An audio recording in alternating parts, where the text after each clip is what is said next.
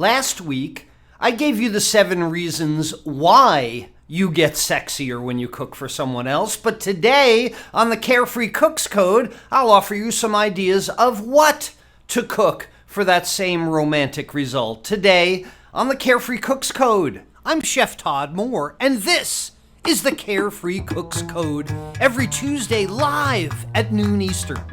Here's our challenge. How can home cooks cook freely with creativity, confidence, and pride while ignoring recipes and still impressing themselves and others with what they cook?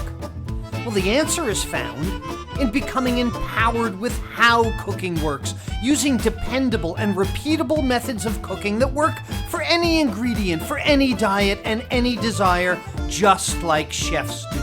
And we'll know we've cracked it when everyone sees cooking as an exciting and rewarding way to improve their relationships, their lifestyles, and their health through better food and cooking. This is the Carefree Cook's Code. Hey, welcome back to the Carefree Cook's Code, everyone. This is our weekly show together for the methods, the techniques, the insights into better food and cooking. And of course, we're live every Tuesday at noon Eastern. And you can find all my past videos in the archive on Facebook down here. It's facebook.com/chef.todd.moore/videos. Here's our weekly schedule to the left. Make sure you don't miss any of them. And if you want to see what I'm cooking and how I did it while I'm cooking it, there's supposed to be a photo of the lobster roll from Saturday. Did you miss shrimp cocktail and lobster roll on Saturday? Well, that's on facebook.com/chef.todd. But there should be a picture of, nonetheless, I'm on Instagram as well because I'm a carefree cook. I create my own recipes. I bring friends and family together. I learn every time I cook. I create my own cooking style because I practice pro methods and I love my cooking, and I can also create a romantic dinner at home. Wait a minute, it doesn't say that there, but it should, because now's the time. Hey, carefree cooks, everyone, everywhere, everyone who's a carefree cook everywhere, something like that. Pick your favorite 4 of those 8 words. All right, so I'm glad we're back together again, of course, because this Sunday is Valentine's Day, and I want you to be able to make a romantic meal at home. Also, today, Tuesday, the 9th of February, is Heather's birthday. So I need to be able to create a romantic dinner tonight, and then I'm going to do it again on Sunday, and it probably can't be the same meal. So if you would, for me and Heather, lots of hearts, lots of happy birthday Heathers. It's her birthday today, and I'm here with you. I probably should have canceled the whole show. So to make up for her, happy birthday, Heather. Happy birthday, Heather. All right, so getting back to romantic meals, despite Heather's birthday and coming up on Sunday as well, I mean, this year's going to be different in so many ways. Many of them extremely obvious, okay? It's obvious how this is different. Some of them not so obvious, but either way, I think it's time to take advantage of those differences and have one of the most romantic Valentine's Day meals at home this year. And I've got some ideas for you today that'll help take you through it. First, though, we have a true or false. Tell me in the comment section below, is this statement true or false? Aphrodisiac foods are myths. They have no basis in science. Discuss. True or false in the comment section below. Okay, so all carefree cooks today, we're here, right? Our community is all about love and kindness and generosity and sensitivity. All these things are accomplished through the food that you cook. That's why a group of people who cook freely with creativity, confidence, and pride, they're usually some of the nicest people on the planet, because being around food and cooking gives you this love, this kindness, this generosity, this sensitivity. And today, Carefree Cook's Code, we're celebrating. I don't know why I needed a picture of me with a champagne bottle. I probably could have just brought out a champagne bottle. nonetheless, I'm going to talk to the art department about that one. But today isn't really a lesson. I can't call it a lesson because I'm really going to talk about all the same cooking methods that I've talked about before. It's not going to be any different in that respect. But what I want to happen today is that you're going to become inspired by some of the ideas that I'm about to show you. This is just a slideshow. It's the food that I've cooked and the videos, by the way, that you could probably go back and watch if you like any of this fashion show of food that I'm about to share with you. You can go to facebook.com/chef.todd.moore and probably find a video about it. But maybe what I hope, maybe there's something that I'm going to share with you today that you think, oh my goodness, my wife would love that, my husband would love that, my partner would love that. Just something that sparks an inspiration of you. And then you might start thinking, God, if I made that for them, I think they would really like it. They like that food. They like the look, the presentation. They love rice. They love risotto. Whatever reason that you can think of, the kindness and generosity that you thought, darling, I know you love risotto. I saw Chef Todd do this. I did it. It's so kind. It's such a gift, right? So it gives not just a pile of rice. It gives your attention. It gives your curiosity. It gives of your creativity. It gives of your time. And this is the type of thing that I'm hoping to stimulate in you today so that you can stimulate your partner. That probably wasn't the best word to choose, but here we go. You want to hear some ideas for Valentine's Day? All right, because I've got them all day long for you. So here we go. Sometimes rapid fire. I've got a few videos, real quick videos that I can show you. The whole thing is for you to get one aha idea out of this. And these are all things that I've cooked in front of you over the last year or over the last many years, to be honest. So get ready if you want. Get a piece of paper. Get ready to take screenshots. Or, of course, as soon as this video is over, it will be posted as a replay. And then you can go back and scrub through the video to find the part that you want. Okay, so the first thing that we're going to talk about is... there it is, breakfast ideas, okay? One of my favorites is cross-cultural. So this is fried rice with scrambled eggs. It's really a simple thing in that you make some rice the day before is usually good so that it cools out. You rinse it, you rinse a lot of starch out of it, and then it's just the saute method. Some kind of fat in the pan, say peanut oil, saute the rice, throw the pork in, throw your vegetables, whatever you want. It's fun to build one flavor on top of the other, and then you serve some scrambled eggs on top of that. One of my favorites is gravlax or smoked salmon in web cooking classes in one of the much later weeks, 43, lesson 42, 43, somewhere in there. I show you how to do dry cured salmon gravlax. This is where you take like a $5 piece of salmon and you turn it into a $30 piece of salmon, basically, because this stuff isn't cheap. I love it on a bagel, capers, red onion. A lot of people like cream cheese. Not a fan. It also goes well on black bread and flatbreads and stuff. It's a sexy, romantic kind of thing for me. A quiche is a really simple thing to do. You could make the pie dough. Use my pie dough 1, 2, 3. Right? It's a ratio: flour, fat, water. 1, 2, 3. Pie dough 1, 2, 3. You make any pie dough. Sugar makes it a pâté sucré. And of course, go back to the archive on Facebook. There's some pie dough videos that we did as well. Fill it with scrambled eggs and cheese and then put it in the oven. That's really what a quiche is. You don't need a recipe for a quiche. You put breakfasty type stuff in a pie dough and you have a quiche. There's no recipe needed whatsoever. You want to get fancy? Baltimore Benedict, the crab cake, the poached egg, the hollandaise sauce. It's awesome. It's just mind-blowing. So you imagine starting your most romantic day, whether it's Heather's birthday. Did I mention it was Heather's birthday? Yeah. And this is a romantic day in itself. Or on Valentine's Day itself, it doesn't need to be this complicated dinner. It can be something as complicated as Eggs Benedict. Bring the complication to another day part. Did you see my chilaquiles episode? This is an obsession with Heather and I now. It's like breakfast nachos. Nachos, chorizo sausage, fried eggs, cheese, red sauce, and green sauce. In Mexico, they call this chilaquiles divorciado, the two green and red sauce, and then under the broiler and the cheese melt. Oh my goodness, that's really Oh my goodness, that's really good. My mouth is watering. We did a French toast episode, I think in August or so. Go back and check that out with sliced fruit and a cream cheese filling with a whole bunch of powdered sugar. It starts the romantic day off right. You want to take a step up from Baltimore Benedict? How about a lobster Benedict? And I know some of you are commenting, these are expensive ingredients.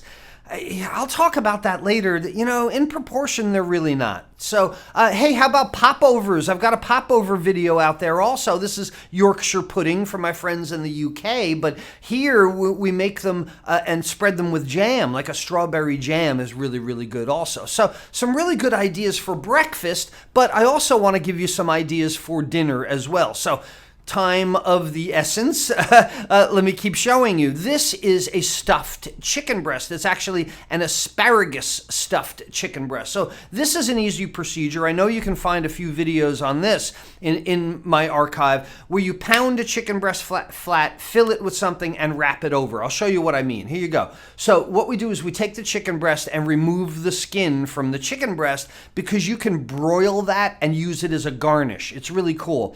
It's not like you don't want to eat this. I don't want to eat the skin on the chicken normally. Plus, it adds a lot of moisture. It prevents some browning. So I take it off and I cook it separately. So remove the skin, pound the chicken breast flat to a consistent shape.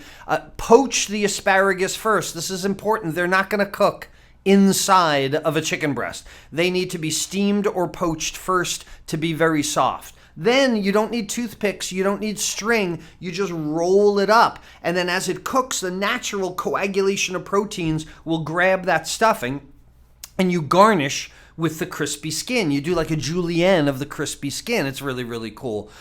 You want to get extra fancy on this? You really want to blow it out? I'll give you a quick video. This is Lobster American. We've done this a few times all over the place. This video, though, is from our private Carefree Cooks community, so I'm sorry. I apologize to our Carefree Cooks that I pulled it out of there to share with everyone else, but again, I know you're kind, you're generous, you don't know, but you, if you're not a Carefree Cook, this is the only time you can see this video, so it's kind of behind the fence where all the lifetime members are, but Lobster American.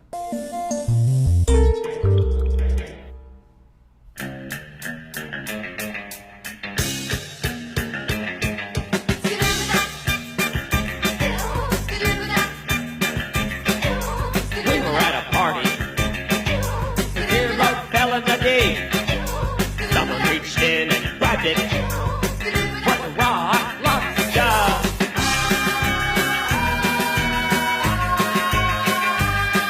What lobster?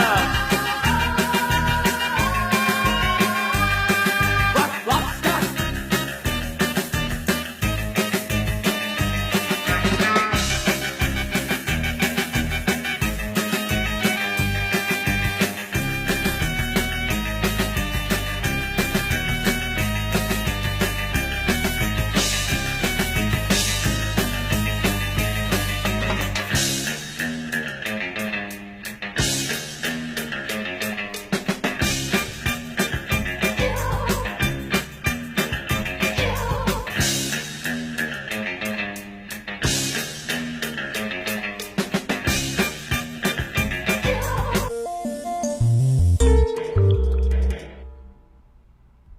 Okay, so that, well, first of all, I'm glad I showed that to you.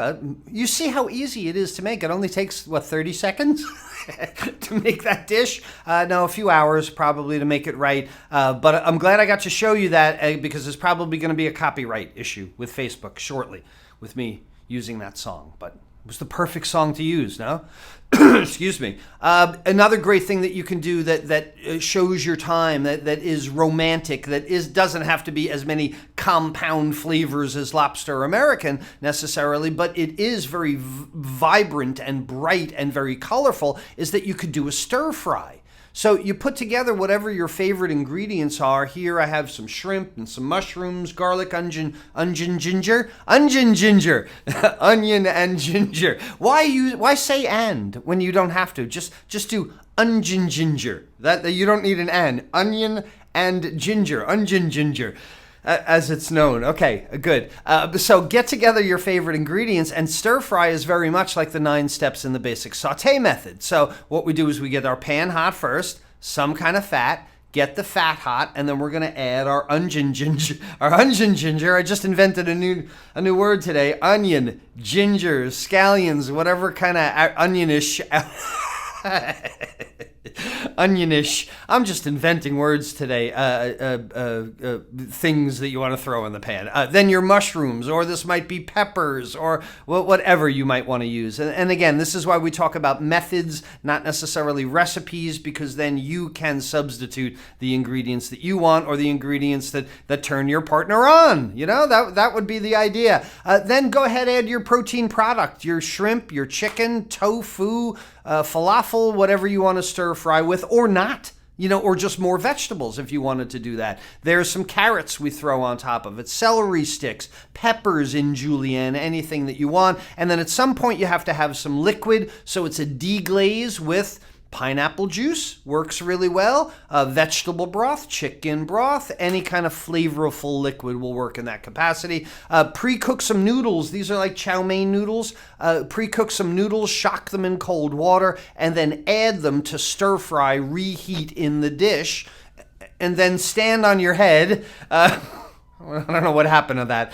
Stand on your head and squeeze some lime in there. Give it a little bit of tartness to vary off the salt, which is probably soy sauce or beef broth or chicken broth. The tartness of the lime will do that as well. And then you plate it up. It's a really nice dish. It's very colorful, and it uses the foods that your loved one wants. Now, we talked last Tuesday, briefly about aphrodisiac foods, about using the qualities of things like lobster. Talked about lobster and shrimp on Saturday. Black beans, peppers, things that are tart or sour or hot or spicy. They flush you. They make your heart race. And one of the things that I really love to do is a ropa vieja.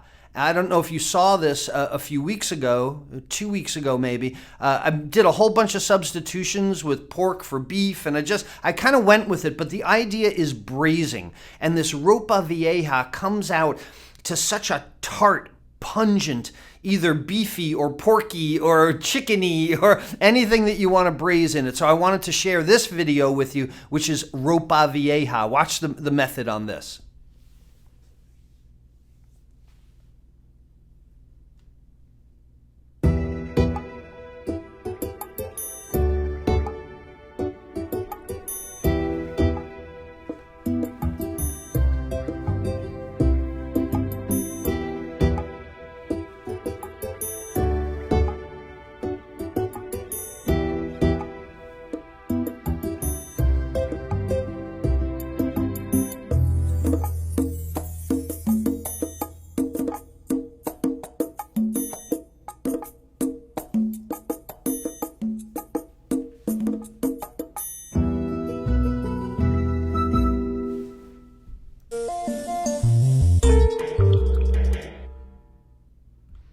Okay, so it's a braising method, basically is what it comes down to. And this is one of really the easier ways to cook. It's hard to burn something when you're cooking it in moisture over a long period of time. And cousins of braising, things like stewing. Do you make a really good chili? I mean, if you're a dude, maybe you express your love through chili, okay? Heck, I don't want to be a chauvinist ever. If you are a woman with a fantastic chili, then go for it, Maybe this is the way that you say, I made my special chili, or we're going to watch something on television, or we're going to play a game, or have a card night and do the cornbread and chili, whatever it might be. It shows your generosity. But I'm zeroing in here on this combination cooking method, on this braised cooking method that, again, you saw me use flank steak in there.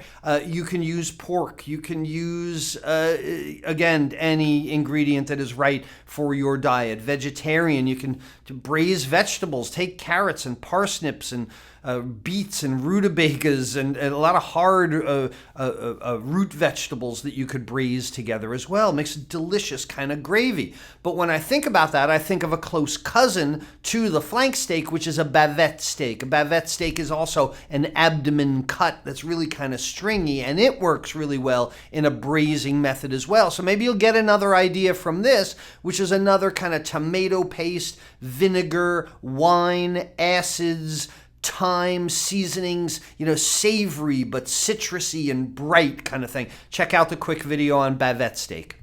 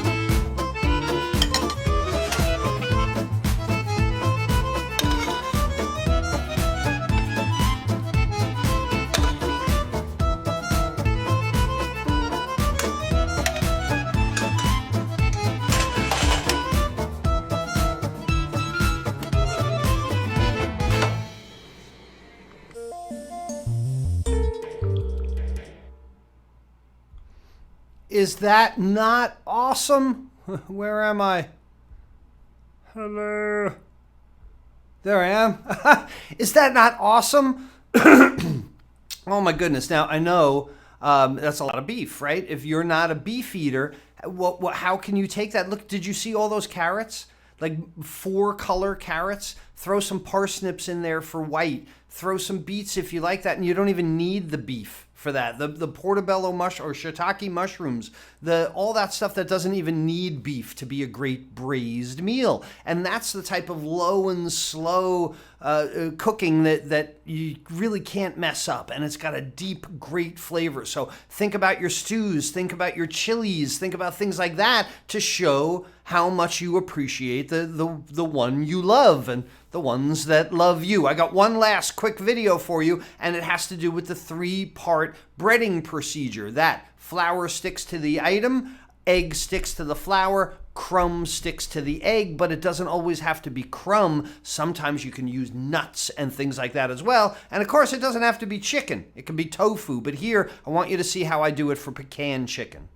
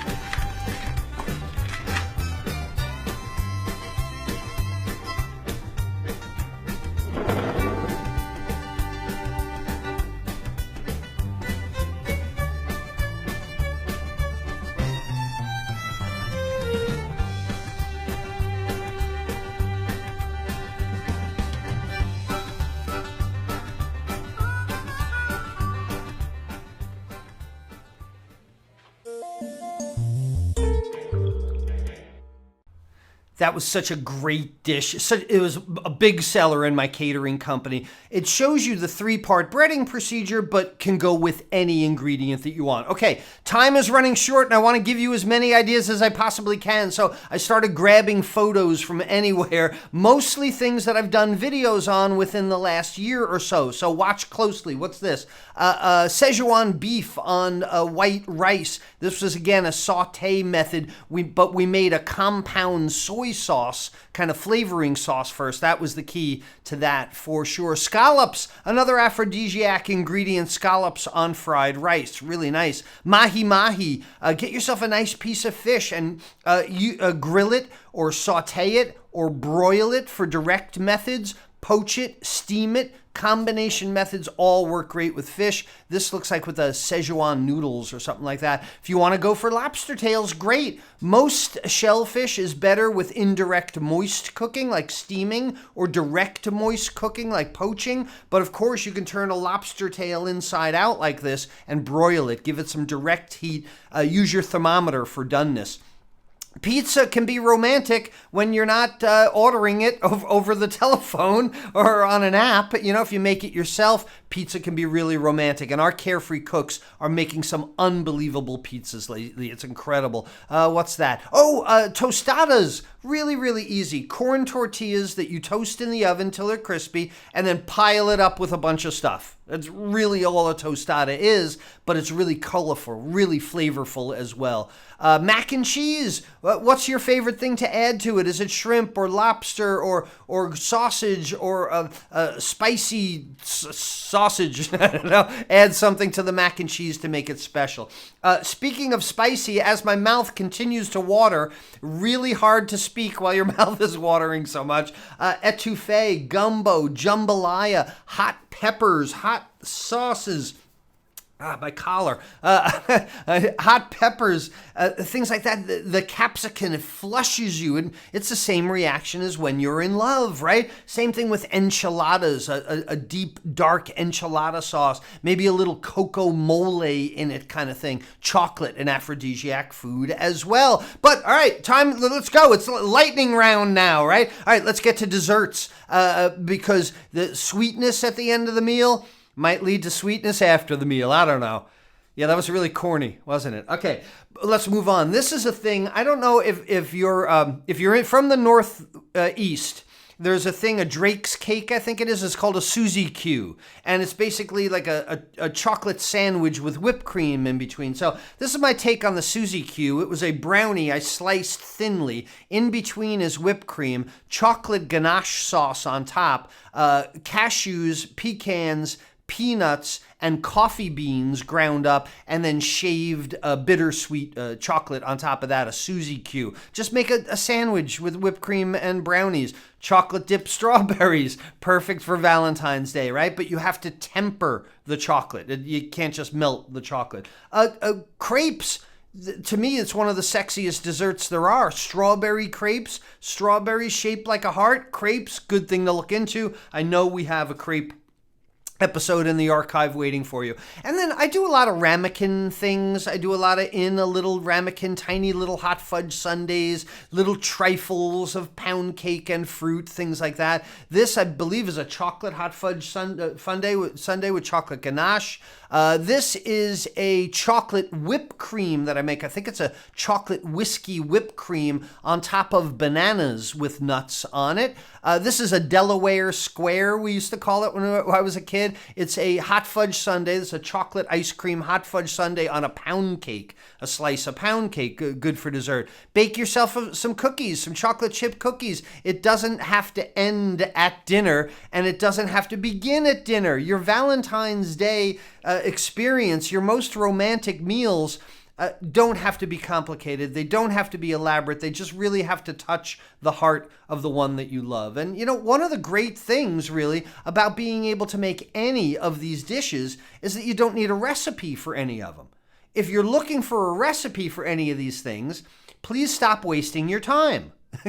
Go to my video archive on Facebook at facebook.com/chef.todd.moore/videos. Find your favorite dish there. There's a few hundred of them to choose from.